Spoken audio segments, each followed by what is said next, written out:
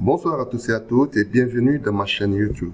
J'ai reçu plusieurs commentaires concernant un tutoriel que j'avais fait il y a un an de cela sur la fonction recherche verticale qui renvoie plusieurs critères dans une base de données sans VBA et où j'avais omis d'expliquer un petit passage qui aurait bouleversé un tout petit peu la compréhension de mes abonnés. Et bien là aujourd'hui je suis là pour vous montrer un peu ce passage pour vous l'expliquer d'une façon très allégée. Mais je rappelle que vous verrez pas le même tableau dans cette vidéo ou le même design, mais on restera dans le même contexte, d'accord? C'est celui de créer une recherche verticale sans code VBA, d'accord? Alors, l'idée c'est, comme vous le voyez ici, nous avons une base de données cinématographique. La première colonne, nous avons le titre du film. Nous avons le réalisateur, nous avons l'année et le pays de production. L'idée, c'est que quand nous viendrons ici et que nous choisissons un réalisateur, voilà, qu'il nous renvoie toutes les informations liées à ce dernier, c'est-à-dire le film et l'année de production. Par exemple, quand nous changeons en voyageant, voilà, il a 3 critères, voilà, et on peut déjà vous le montrer. Je vais filtrer. Je filtre voyageant. Il est où? Voilà. Oh, je le cherche. Voilà, il est là. Ok. Comme vous le voyez, il y a 3 titres qui est là. Alors, ma recherche verticale, évidemment, m'a renvoyé ces 3 critères. Mais le dynamisme dont je vous parle, c'est que vous n'avez plus besoin, comme de la vidéo précédente que j'avais faite, vous n'avez plus besoin de trier, d'accord, la base de données pour garder à jour le résultat. Non, non, non. Cette formule que je veux vous montrer est une formule qui est dynamique. Créez seulement votre base de données et ajoutez au fur et à mesure vos informations. Par exemple, si j'ajoute test du nom du film comme étant le titre, d'accord, et que je prends voyageant, voilà, il est là, 1895 base UZ. Automatiquement, il va intégrer les critères de voyageant, comme vous le voyez, d'accord. Donc, c'est ça la particularité du tutoriel d'aujourd'hui. Alors, nous allons commencer juste après l'intro.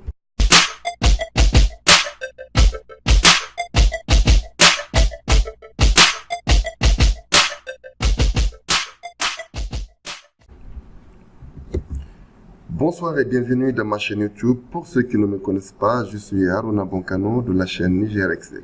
Comme vous le voyez, la base de données, je l'ai déjà créée. Donc, même au niveau du résultat, j'ai déjà créé pour gagner un peu de temps.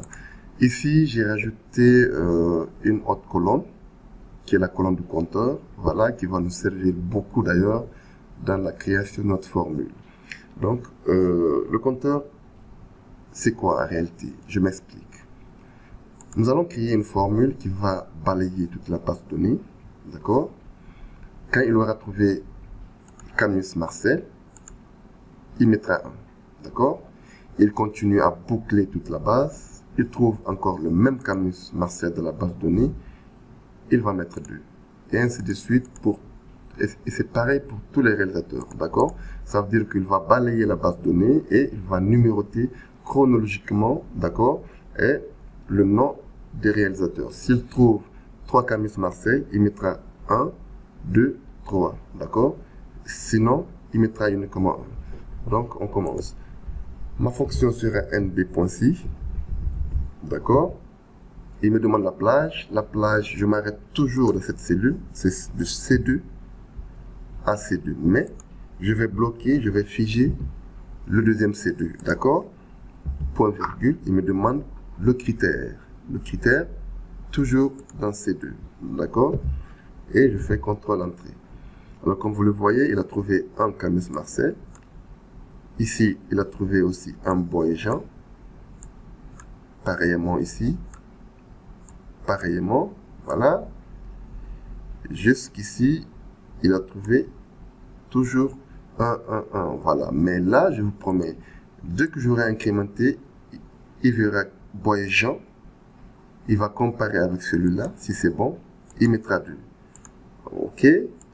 Voilà, tac. Comme vous le voyez, il a mis 2. Ça veut dire que le compteur marche très bien. Et voilà, j'incrémente. Alors, le compteur à lui seul ne me suffira pas. Il me faudra relier ce compteur, d'accord, au nom du réalisateur. Donc, c'est très simple. Je vais me placer dans la cellule où je veux. Alors, je me place dans la barre de formule. J'ajoute l'esperluette qui est un signe de concaténation, d'accord, et je sélectionne la cellule du réalisateur. Je fais CTRL entrée. Voilà. Ça veut dire que ce compteur, ici, nous avons un Camis Marcel. Voilà. Il est seul. Quand je viens sur Bois et Jean, il y a 1. Il y a 2. Bois et Jean.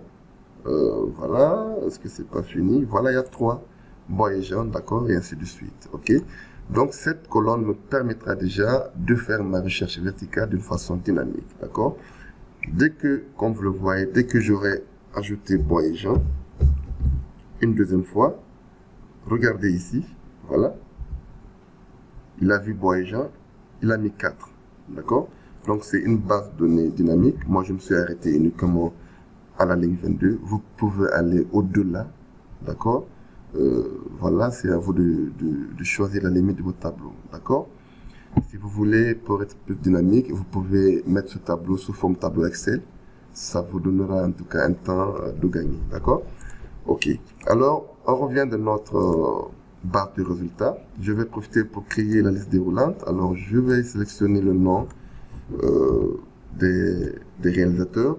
Je crée une nouvelle feuille. Je le colle ici. Je supprime les doublons. Voilà, supprimer les doublons. Tac. OK. C'est bon. Alors là, je vais créer ma liste déroulante. Je ferai données. OK. Je choisis liste. OK. Je viens dans feuille 2. Je sélectionne tous les noms des réalisateurs et ma liste déroulante écrite. Là, je peux masquer ma feuille. Je n'ai plus besoin. OK. D'accord. Avant de commencer la formule de la recherche verticale, je vais vous donner une petite astuce. D'accord? Ça vous permet de comprendre un peu la formule. Par exemple, je vais vous montrer la formule ligne. Quand je mets égal à ligne. D'accord? Voilà. Si je prends ligne de A1, d'accord? Et que je ferme, je valide. Comme vous le voyez, il me donnera 1. Donc, quand j'incrémente, il me donne 2 et ainsi de suite. Et ici, quand vous regardez, nous avons ligne de A2. Quand nous descendons, ici, nous avons ligne de A4. Ça veut dire que la fonction ligne permet de renvoyer le numéro de ligne de la cellule sélectionnée. D'accord? OK. Donc, je mets déjà ma formule. OK? Égale recherche verticale. OK? La valeur recherchée, ce ne sera pas cette cellule seulement. D'accord? Parce que cette cellule figure 3 à 4 fois peut-être dans la base de données.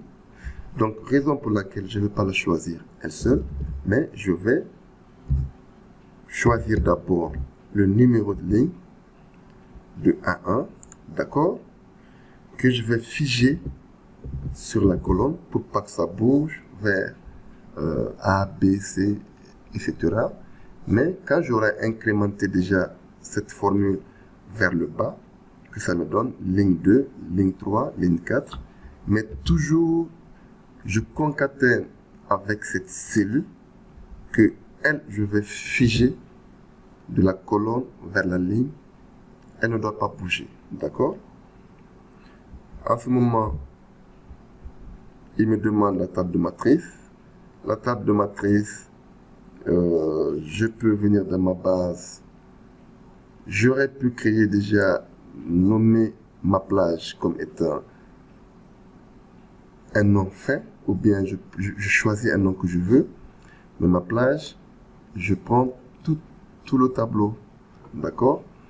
Et dans la vidéo précédente que j'avais faite, et c'est ici, donc j'avais nommé la plage de cette base de données comme nom fin, d'accord? Vous pouvez nommer comme vous le voulez. Ici, j'ai pas décidé de nommer la plage, j'ai décidé de vous montrer déjà la sélection de la partie de la plage de données. Si j'avais nommé cette plage je sais pas, en un mot fin, ou base de données, ou source, j'aurais pu uniquement écrire source à ce niveau et elle comprendra que c'est la matrice que j'ai choisie. Et pour l'instant, moi, c'est pour vous montrer la plage dans laquelle se trouve mon information, c'est de A1 à D22. Alors que je vais figer, d'accord? Je vais figer toute la plage pour pas que ça bouge. Voilà. Alors, le numéro index colonne, c'est 2, parce que tout simplement, la colonne titre se trouve dans la deuxième colonne de mon tableau. On peut, excusez, voilà, je vous le fais de la bourde. Je vous le montrerai après. Voilà. Comme vous le voyez, titre se trouve dans la deuxième colonne de mon tableau. Ok? Je retourne. Donc, le numéro index colonne, c'est 2. La valeur proche, je mets 0 et je valide. Automatiquement, elle me renvoie. Ok? Je nomme donc Camis Marcel. Mais voyez un problème, quand je supprime la valeur recherchée, il me renvoie une erreur. Donc, je vais corriger cette erreur avec la fonction si erreur. Donc, si erreur quoi? S'il y a une erreur de cette formule, alors point virgule, tu me mets du vide. Donc, du guillemets, guillemets. Et je valide. En ce moment, je peux incrémenter ma formule. Mais quand j'aurai choisi Camis Marcel, vous voyez, on a le même nom identique. C'est parce que tout simplement, Annie se trouve dans la 4e colonne de la base de données. Ok? Donc, je retourne ici, je vais changer ce 2 en 4. Et je valide. Ok? Donc, je choisis un autre, comme vous le voyez. Je choisis Bois et Jean. Voilà. Maintenant, ici, je vais sélectionner et quand j'aurai incrémenté, il me renvoie le deuxième critère de Bois et Jean. D'accord? Parce que tout simplement, ici, c'est 2.